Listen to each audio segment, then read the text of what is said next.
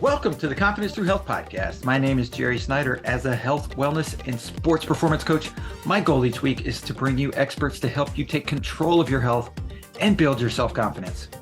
Thanks for including me today on your journey to better health. As an elite level runner and coach, I'm excited to introduce you to the All In Running Club. The All In Running Club exists to help you become a better runner. Whether you're a beginner, an elite runner, or anywhere in between, the mission of the All In Running Club is to give you the tools you need to find your success in running.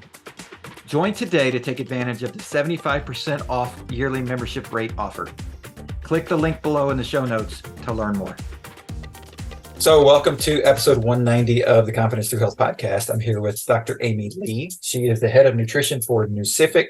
Thank you, Dr. Lee, for joining us. Thank you for having me. So we want to talk about, get into some of the things that you deal with and Nucific deals with, which is prebiotics, probiotics. It's a big question for a lot of people. Like how much should I have? What should I have? All that kind of stuff. But before we get into all that, like for somebody that doesn't know, what are prebiotics and what are probiotics and like what are they good for? Sure. So prebiotics are actually nutrients that probiotics use and metabolize and basically eat to help the probiotics sustain. The probiotics themselves are the microorganisms or bacteria that are living with us symbiotically in our system, in our bodies. And there are both good probiotics and bad microorganisms in the body, but the goal is to nurture our body to house as much of the beneficial ones as much as possible. So to do so, you now want to explore into, all right, what do they thrive off? What do they feed on? And that's why we want to talk about prebiotics for that, in that sense. And that's relatively a new concept. Like when we talk about as far as like the medical history of, what we know as medicine from way back when, like this is a relatively new discovery and understanding, correct? I mean, it's been around for eons and years. I think it's now becoming more of a hot topic because we're paying more attention to the idea of metabolic health, what we can do in preventative care. And of course, I practice obesity medicine as well as nutrition medicine. So this is like my cup of tea. Right. And it's, and like you talk about nutrition medicine and obesity medicine, which is obesity is just way out of control at the moment, I would say, in the US. And when you add in just people that are overweight on top of that, like this is something that we're learning through research is more and more vital to digestion and to nutrient absorption and all of that stuff. But it seems like we're getting farther and farther away from where we need to be. Yeah, I mean, we are learning a lot more now, and even obesity itself wasn't even deemed a real condition or a real chronic condition until 2013 by the American Medical Association. But we all know that prior to 2013, there are people who are overweight and obese as well. And so even that recent recognition had kind of put the kind of limelight and attention onto this whole practice itself.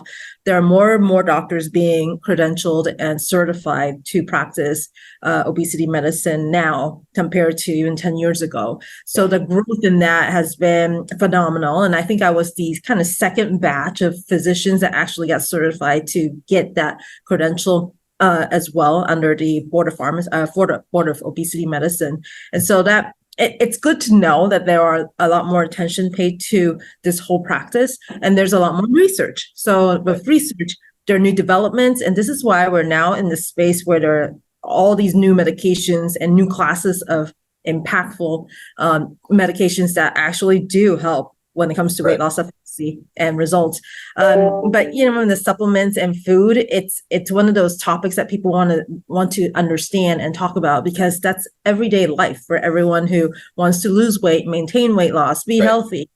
The whole food conversation has to be part of it. Well, it does. And that that's a big piece of like, what are you getting from a prebiotic standpoint in your food? And like, so are you getting enough in your food? Do you need supplement? Do you need to do both? Like, that's a big, like, I think when I talk to people, they're so confused on what I should eat, what I shouldn't eat. And then of course they're like, well, but okay, you're telling me I need to eat that, but I don't like that. Yeah. So what are my options? It's like, it's hard. Well, interestingly, there's a lot of prebiotics in the normal foods that we eat on a daily basis. Things such as even bananas and apples have prebiotics. Right. And more of the novelty food ingredients that you see online when you Google prebiotics, things like chicory root, dandelion greens, Jerusalem artichoke. I mean, I don't even know where people would buy this stuff, but Right. thank God, a lot of our normal everyday food like asparagus, onions, garlic actually do have a lot of prebiotics. So I think a person who wants to really make changes first of all, they don't need to feel overwhelmed. There's a lot of prebiotics out in this space. It's a matter of, are you willing to go down the produce aisles and actually, eat more fruits and vegetables? Because you'll probably get more than enough amount of prebiotics if you focus on that.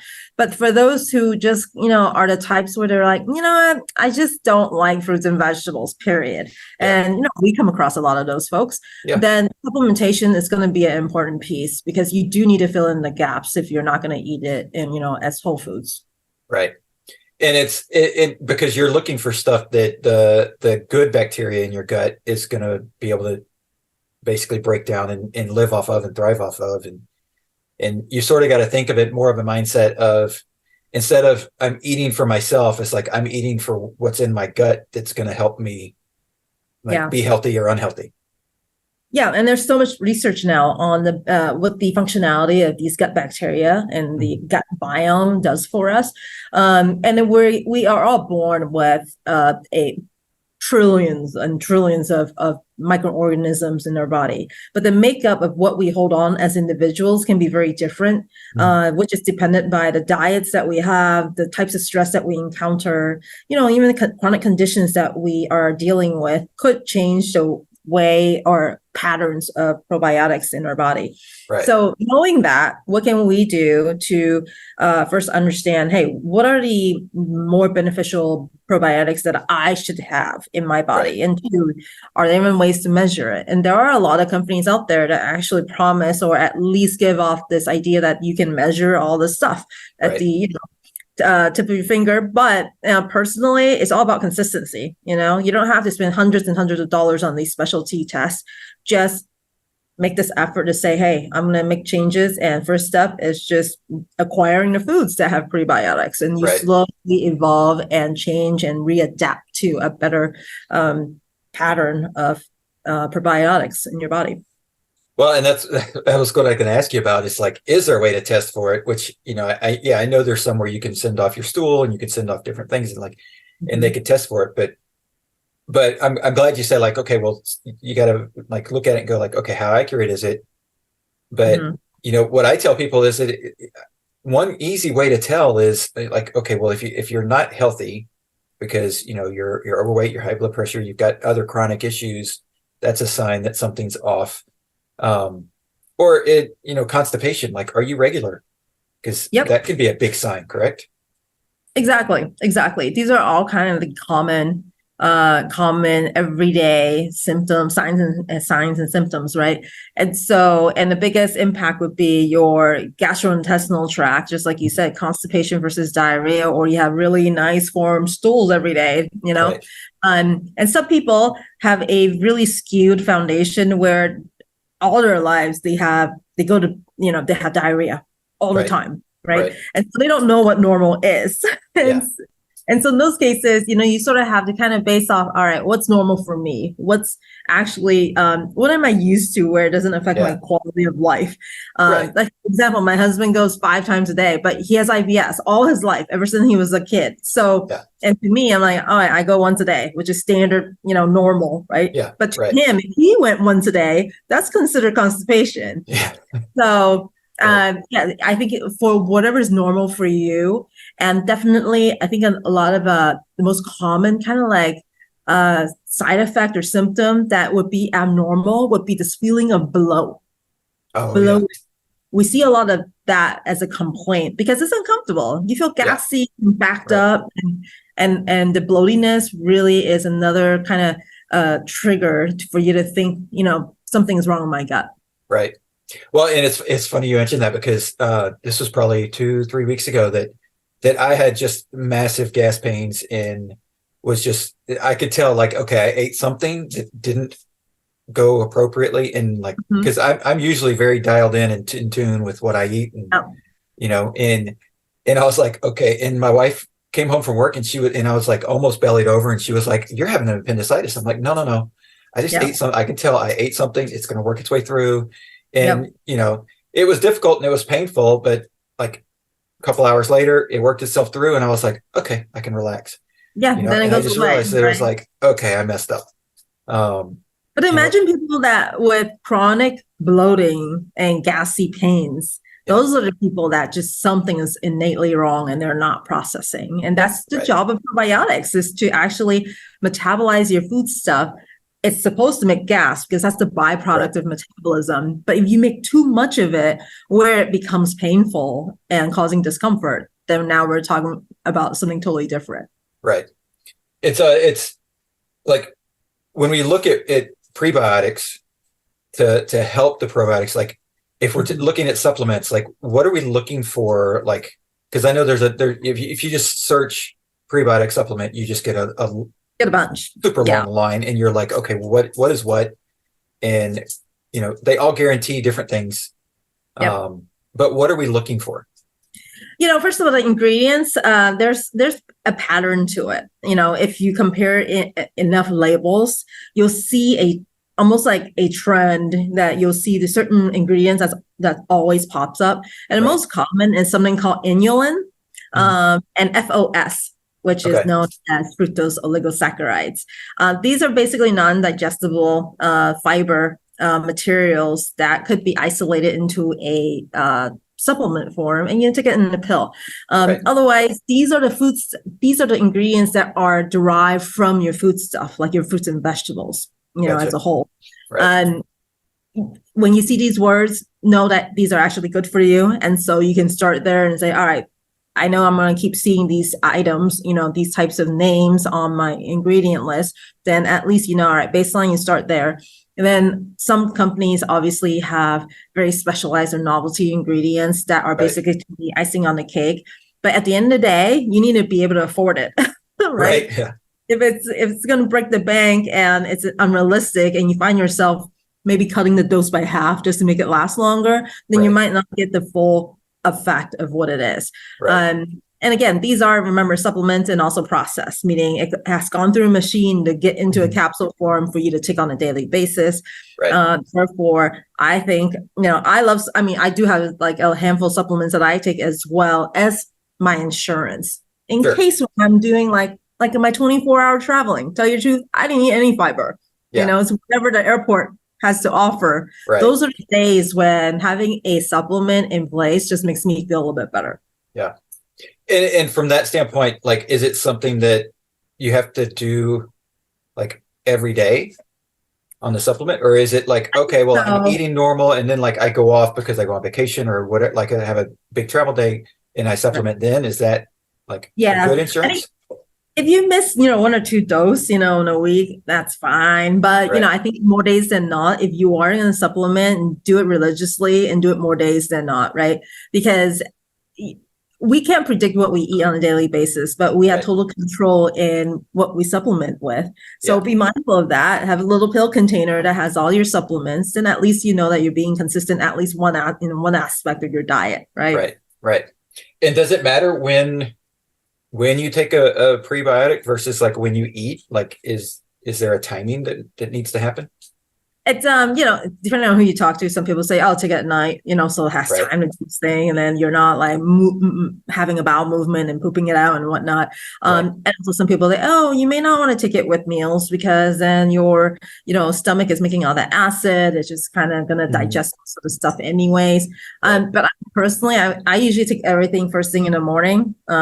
First thing in the morning kind of sets the bar for most people when it comes to the mindset of doing, sticking with a good diet, Right. or you start crappy and you buy some junk food for breakfast, and all of a sudden for the rest of the day you're like, oh, whatever, I'll just Yeah. eat this for lunch because I screwed up breakfast anyways. So Right. it just, even as a habitual thing that you do, have your cup of coffee and know that you got to take your supplements and just do it consistently as something that you'll remember doing. Yeah. Um, And so is it something like, and we sort of touched on this, but it's like, as you start supplementing, I would hope you'd start seeing changes in your digestion. Some of them are going to help you with weight management, right? Because of what's included. And so like, is it something that you should is it automatically going to start changing your diet, or is it like? Yeah, I don't think you're going to see, or at least, being in the nutrition business for this long, no one's going to get this like overnight feeling of, wow, I'm so refreshed. And all of a sudden my bowel movement is like improved by 100%. I think a lot of times it does take like 7 to 10 days for anything to kick in once you start doing it consistently. Especially for the fact that we're trying to change years of behavior with the, with maybe 1 or 5 days worth of change in your new behavior. Even acquiring more vegetables, for example, it's not benign. And I say this because when people decide to like eat a lot more fruits and vegetables, they go literally like acutely change everything. Day one. And then what happens is you are going to get a lot of bloating and gassiness because the natural probiotics, the bacteria in your gut, have never seen this amount of fiber being taken in. And all of a sudden you expose your body in every meal, that higher level of fiber, you may find yourself feeling a lot more gassier and very uncomfortable. So when we talk about people who wants to change their diet by bringing in more fruits and vegetables, we actually tell them and teach them how to titrate up to it. Maybe adding one fruit with an amount of 4 to 5 grams of increased fiber per meal, and then 2 days later increase another 5 to 10, and so on and so on. But the recommended use of fiber, ultimately, once you titrate up to the optimal dose, is more than 40 grams per day. Well, and it's funny because that's the same type of thing that I do with people when they come to me for nutrition help. Is like, there's and I tell them, because they, they're always scared, like, oh, what are you going to make? What are you going to take off my list? Like, what, going to make me massive changes with this whole, like, it's January 1st, I'm going to do everything correct. Type of mentality. I'm like, no, because it's going to send your body into just chaos. If you do and then you'll quit because it's so uncomfortable. Exactly. And it's like, okay, there's a couple of things where I'm like, okay, we really have to cut back on this, like, immediately.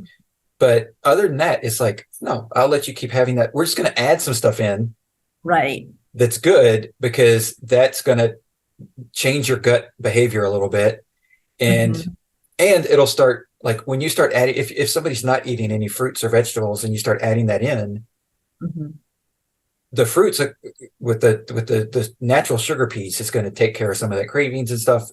But it from what I've seen, it naturally just makes the body start working a little bit better. And the mentality is, oh, I want to keep doing this because I'm starting to feel better. Yeah. And I feel like when, oftentimes when you eat a good, like, hearty salad with good proteins for a meal, you don't have that, what we call food coma afterwards. And you just feel so much better. You always look back, you never regret having a good salad for lunch, right? And I think people need to understand that, hey, you actually do have like benefit and feelings of like kind of euphoria almost after a good meal. It is scary. It's a scary thought because I think there's still this negative stigma on like, oh my gosh, vegetables are not tasty. You just don't know how to prepare it. And when you go to a salad bar, in the supermarket to put a salad together, in someone's mind, it's just not as enticing compared to big fried chicken and, fried potatoes and whatnot. That's right across the aisle. But you do have to accept the fact that the nutrients that you bring on, it's just going to be so much more beneficial than the other processed foods and fast food that you eat on a daily basis. And, the taste factor is just one of those, it's not made of grease and sugar. So, which are your classic macronutrients that increases those endorphins for a lot of people. So, it's that having the discipline to go, okay, do I want the really fast endorphin spike, or do I want to feel it for a lot longer time period? In being able to be disciplined to make that choice. And so, is it that food that's like, okay, it's giving us the quick high, right? And it's fried, it's full of processed sugar. that stuff is damaging the gut because it's feeding the bad probiotics, right? Yep. And so Yep. like when we do that, if we don't balance it out, then do the good probiotics just die away completely, or are they like dormant or just waiting for good food? It depends. It depends. So, with all the microorganisms in our gut, they're capable of recognizing what you put in as fuel.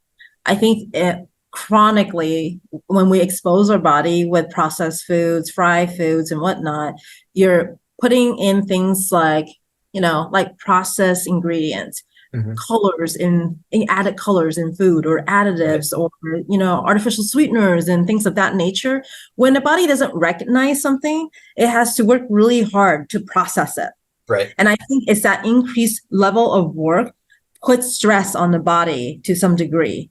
And instead of it metabolizing a fuel and making energy for you, instead it uses up energy to figure out what it's trying to process. And so you end up having cell death. You end up having cells that don't live as long as it should. And you end up sucking the energy for basically figuring things out versus using energy to like live and thrive. So people get tired, they get fatigued, they get chronic pains, they get these like subtle symptoms that no one can really put their finger on it. The bloating, the gassiness, because your body is like constantly on this big question mark, like what are we processing? And then slowly, in integrative medicine, a lot of people talk about this whole idea of leaky gut. I mean, we're not talking about gut separating and you're leaking out into your abdomen space. Leaky gut means your cells aren't healthy and the integrity is weak, and therefore it can't fight off some of the things that you typically fight off that's considered stress and inflammation. So it also elevates your innate levels of inflammation because your food source is so subpar or crappy, basically. And then as time goes on, the types of bacteria that are needed that are considered beneficial usually don't thrive. They don't replicate as quickly. So therefore the population becomes smaller and smaller and smaller, and it gets replaced by the not so preferred bacteria and microorganisms to become more and more and more. So there has been a lot of clinical trials or studies that looked into the pattern, or at least the cohort of bacteria, microorganisms, and those that eat really healthily or normal weight versus those that are constantly bombarding themselves with processed foods, and the makeup of their microorganisms are totally different. Yeah. So this is why supplementation came in the picture, because now the food scientists are thinking, well, can we work backwards by bombarding our system with really good bacteria? Therefore, it could sort of translate in a different way for us and maybe help us feel differently. Maybe the fatigue will go away, or the bloating will decrease because we are now supplementing our day with the better bacteria. But guess what? There's like trillion types and 50 different types of bacteria. So then it's like, how am I going to find that golden optimal, probiotic that's out in space that could like actually give us all the benefit without breaking our bank? So. Well, and that's a big piece for a lot of people, and I know that's a frustrating piece, because it's like, okay, well, maybe I bought this probiotic or prebiotic off the internet because, like you said, it fit my bank account and it says it's got all these wonderful things, but I don't feel any better 30 days later. Right. And so it's like, okay, well, but maybe that wasn't maybe either A, that wasn't the kind that you needed, or B, you just didn't wait long enough because you were in such a bad position. Or you continue on practicing what you were doing before, and that outweighs any benefit of a little capsule of bacteria, probiotics that you're trying to eat on a daily basis. And I think, one of the questions has always been, well, do I have to do everything all at once? Yeah, you kind of do. you do have to change your diet and take supplements. You can't just continue on the lifestyle that's eating the processed foods and whatnot, and then expect the supplement to work overnight either. So yeah, it goes hand in hand, and it's making the lifestyle change. And I think of it more of a like, okay, well, I'm on the probiotic. hopefully I don't have to be on this forever, because if I change my diet can then make sure that I've changed. But it is from what I've noticed and what I've seen with people is that there is a correlation between how long you've lived on that diet and to how long it's going to take you to recover from it. Right. Exactly. I mean, you grew up knowing nothing but canned foods and, white bread, then it's going to be really hard for you to change that. Yeah.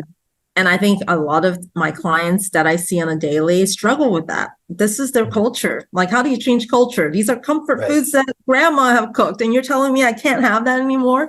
And it comes down to moderation too. At the end of the day, a lot of stuff that you shouldn't eat, but once in a while, it's totally fine. I mean, I eat French fries. I would be lying if I told people I don't eat French fries, but I don't eat every single day either. Right. Yeah. Yeah. Well, and if you've got a gut that's working really well, then you have a little bit of bad stuff come in and you're going to be fine. Exactly. Exactly. Because it's always, my good bacteria sitting there doing its work. Right. Versus like, okay, my gut is working horribly and it's not functioning well and it's taking forever to get things done. And, I'm just going to add more fuel to that side of the fire. Well, of course, you're not going to feel any better. Exactly. So when we look at like what Nucific is doing with the probiotics, like what was like the focus of like, okay, we need to get into this space. We need to promote these or like this type of probiotic. Where did that sort of come from? Yeah, they've been in this business for a long time. When they found me back in 2015 and, it was like instant love connection. They were looking for a doctor with the background in nutrition medicine. Which is hard to find. It's super hard to find. And, when I got this, when I acquired this credential back in the day, I did my training at USC for medicine and followed by a couple of years at UCLA for nutrition medicine.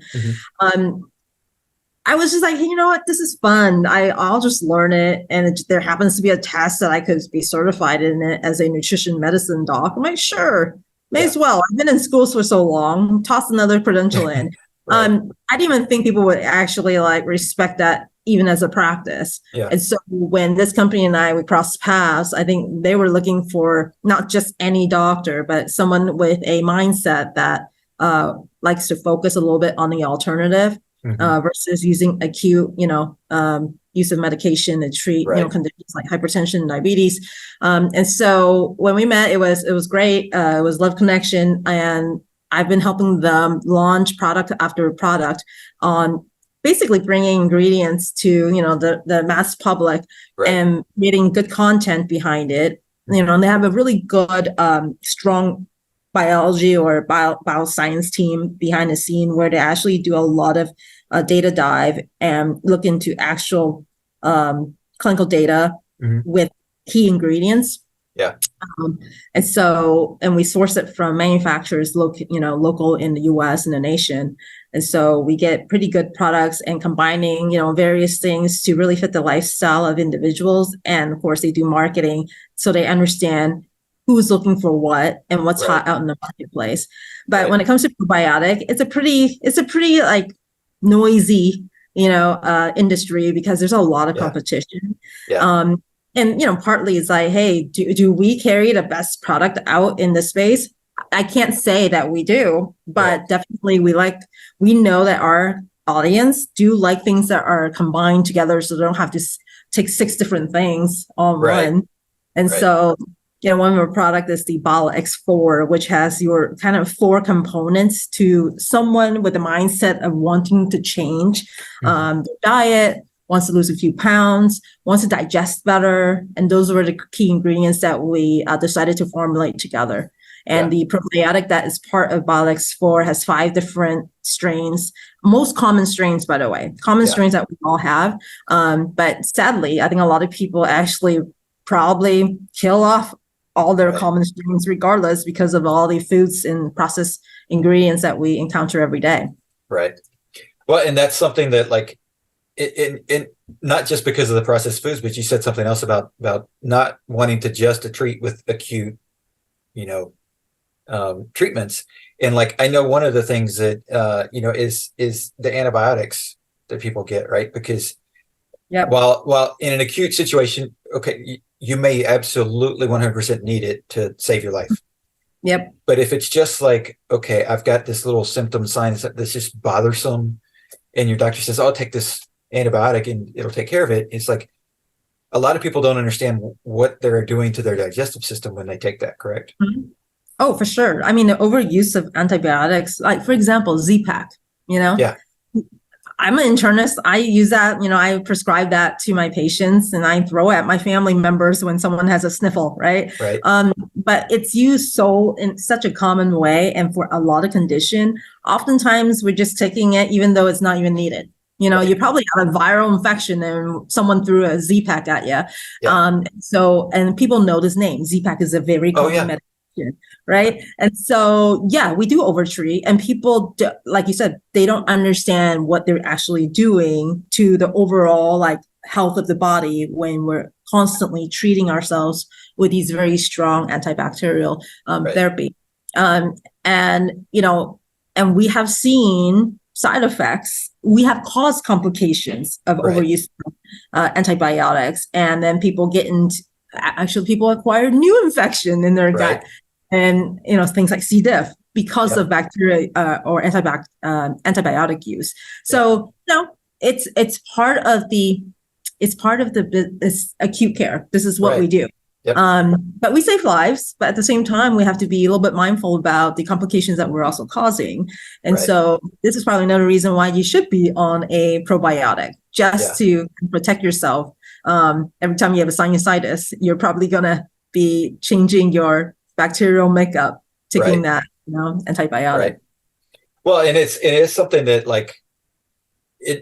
and I know part of it is because I've taken probiotics, especially when I was going through and changing my diet several years ago, and becoming more honed in with, I know I need more plants, I know I need more of this, and I was making those changes in my lifestyle. And so I took the probiotics. I'm not taking one now because I don't think that I need one based on what I'm eating. Mm-hmm. But I know that if I was to get sick, that's something I'm going to jump to, is okay, I'm going to take that probiotic to help. It may not be the cure-all, right? Mm-hmm. And it may not have anything to do with whatever that illness is. Correct. But I know that illness is going to, sort of like you said before, when you're it's taking your energy and putting it somewhere else. Yep. It's okay, well then I need to boost the digestive system a little bit and just sort of make sure that things are working well there. Yeah. While I'm going through this illness. I'm exactly like you. I take my prenatal vitamin on a daily, 6 out of 7 days for sure. Right. But then when I get a sniffle, I don't know why I do what I do. There's probably no science behind it. I'm like, all right, I'm going to double up my prenatal, double up my vitamin C. I'm going to throw in the fish oil, and I created my own concoction. Right. But to me, it works. Yep. But otherwise, that's not my daily regimen. My daily regimen is a prenatal vitamin, and that's it. But otherwise, you eat what you eat. But sometimes, you could add those boosts, and that's not a problem either. Just like for your immunity, you put in a boost, and for your, that's going to change your gut flora when you're sick, or when you have, a bout of even, stomach bug that went on acutely. Maybe you had a bad whatever sandwich, and you could actually change the gut bacteria that very day, right? Yeah. So why not have something to safeguard that? Right. And it's not like you're gonna. It's not necessarily something that you're in danger of overdosing on or any of that kind of stuff, because it's just, you're just going to disrupt what's going on in the gut. And so you may have signs and symptoms of oh, I did something, right? You may change your stool, you may change how often you have to go to the bathroom, that kind of thing, but it's not necessarily going to do anything damaging in your gut. Well, let me give you a little perspective here. We have over 500 trillion microorganisms, right? And of that, if you group them up to certain types, there's billions. Right. So now if you put in a supplement that has millions. Right. It just Yeah. it doesn't really make that huge of an Yeah. impact. But it Right. would if you do it consistently and you eat clean, with Right. the right fruits and vegetables and ingredients. For Yeah. sure. Yeah. So a little bit more about Nucific. What, like, how can people find it? Like, what with the supplementations and what all the different things that they're doing? Yeah, I mean, if you looked at our website, the website is pretty organized where all the products are there, but what we do a really good job on is explaining each of the ingredient in the most layman terms, really. I mean, Right. we're trying to address, the world here, and not everyone has a science background. Right. And I think people really do appreciate that. And you're going to do your research, and we put all the key ingredients out on each of the descriptions, so then you understand exactly what you're dealing with. And of course, do your homework. You can actually PubMed everything that we do, and we have references on what ingredients are in which one are our supplement and components of it and whatnot. So, full disclosure, there's nothing hidden. And the good thing about the products it's usually a combination of 3 or 4 things. So you're not overwhelmed by the bunch of stuff, but there's enough and significant amount to actually have some health benefits. Right. So that's good. That's good. And I'll put a link in the show notes so that people can go straight there and not have to worry about trying to search it or Google or any of that kind of stuff. So, and then can you share a little bit about Action Against Hunger? It's kind of ironic if you think about it. I mean, in the U.S. nation, we don't have a hunger issue, right? Right. But in a way, I mean, look, the world, there's a lot happening in the world that there are issues with hunger everywhere. Sure. And so we chose to put, the funding in that type of organization to really just help the whole world as a whole. But at the same time, we actually think about the U.S. People who tend to eat a certain way or really don't understand, what great ingredients are and find the benefits, foods that have really good health benefits, you're basically starving your body. So there is that indirect take of, are we all just starving in one way or the other? Right. And so that's kind of my take on it. If you eat poorly, then you're basically starving your body. It's unfortunate. You're eating a lot of empty calories here. But when it comes to nutrition in general, it's super important. And I think what's sad about the people who are actually going through starvation, outside of the nation here, are being impacted because of their culture, their situation, their government, their community. And it's kind of nice to be able to make an impact by just, a little funding here, little simple things that we can do as a company. And we're obviously for profit. We make money. So therefore, there are ways to really make an impact outside of our business or little ecosystem here. Right. Well, and that is huge. And it is something that I think a lot of people here in the US don't recognize the global impact of hunger, because, just like with so many things that we have here, it's like, well, I just drive down the street for 2 or 3 minutes and pick up whatever I want. And, and if they don't have it, I'll go to the next store and they'll have it. Like it's correct. It's very rare that we are in a situation where, we can't get, from a food standpoint, we can't get what we want. But that's not the way it is everywhere. Correct. So, well, is there anything else that you would want to impart on my listeners that would help them understand prebiotics, probiotics? Is there anything that we didn't touch on that you're like, oh, we didn't, here's a key piece that we missed? No, I think we covered a lot today. I think just don't overwhelm yourself. You want to make changes, make one little change at a time. And there's nothing wrong with, literally adding a salad to your day and feel like you're actually making an impact, because you are. Your body loves the natural foods and fruits and vegetables, whole foods. But, at times when we don't have the time or maybe like the caliber to prep something healthy, just think ultimately these little steps make a huge impact. Yeah. And it's just that compounding, right? And you can either compound it in the right direction or you can keep compounding it in the wrong direction. Yep. And one way or the other, you're going to get to a result that you can look back and go, oh, it's because I did all those things. Correct. Yep. So, well, thank you so much, Dr. Lee, for being a guest. Thank you. Thanks for checking out the Confidence Through Health podcast. Please subscribe, post a review, share this episode with those you love who need a little extra help with their health journey. Visit allinhealthandwellness.com to learn more about the coaching programs that I provide. All episodes are produced by the Social Media Cowboys, your source for all online marketing needs.